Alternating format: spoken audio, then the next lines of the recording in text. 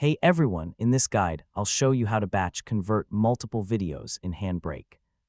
This is perfect when you've got a whole folder of clips and don't want to convert them one by one, so let's make it fast and efficient.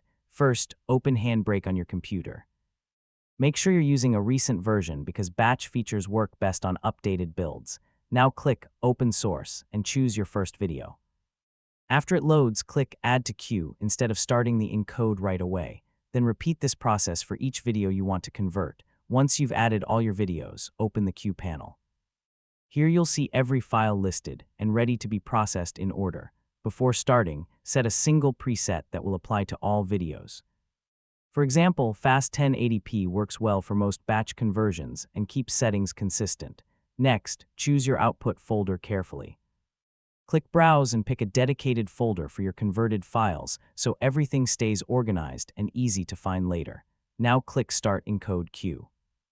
HandBrake will automatically process each video one by one without needing any extra clicks from you. You can monitor the progress in the queue window.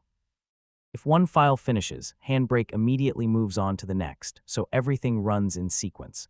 And that's it, you've successfully batch converted videos in HandBrake. You know, once you set up the queue, it basically does all the work for you.